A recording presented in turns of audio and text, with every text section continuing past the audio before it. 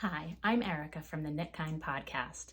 I'm going to show you a couple of the treasures that I found this weekend at Gore Place in Massachusetts, where they had an annual spring sheep shearing festival. Bloom Woolens was a vendor there who I had seen briefly at another fiber show and really wanted to get back to. And I picked up something called the Hearth Aran yarn. This is the main color that I got. It's a beautiful green that is actually looking lighter on the screen right now, even though I have natural light here. It's a nice foresty green. It is, I believe it's 3-ply, and I wanted to try some color work. So I got these beautiful minis to go with it.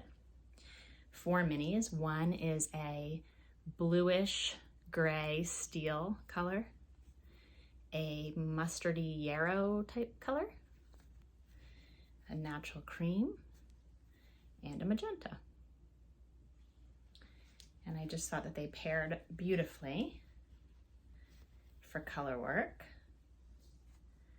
And I'm looking forward to designing something with those. Another vendor that I discovered that I didn't know before the festival is called Sea Colors Yarnery.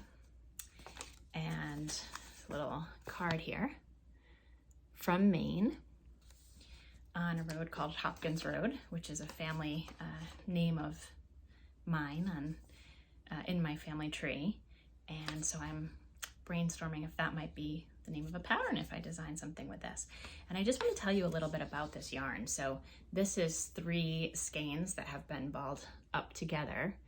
You can only see a little bit of the tonality, but the colors in person are just gorgeous. These, as well as all of the colors that she had at the festival, a whole wall with some tonal, some variegated.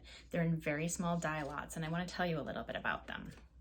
They are solar dyed, and they're used food grade dye, and they're set with seawater from the Maine coast, which I just think is fascinating. Much of it is done for organic farming reasons, and the more I look into where our fiber comes from and what we're making with it and responsibility, as well as just beauty and being in touch with what we're wearing for our textiles, the more I'm drawn to working with yarns like these.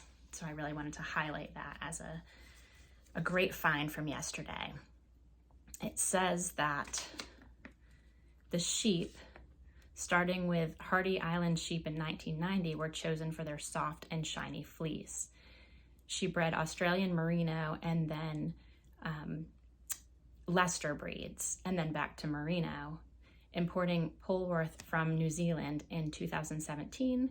They are now the only Polwarth on the continent. The sheep are raised on pasture and selected for fine apparel fiber.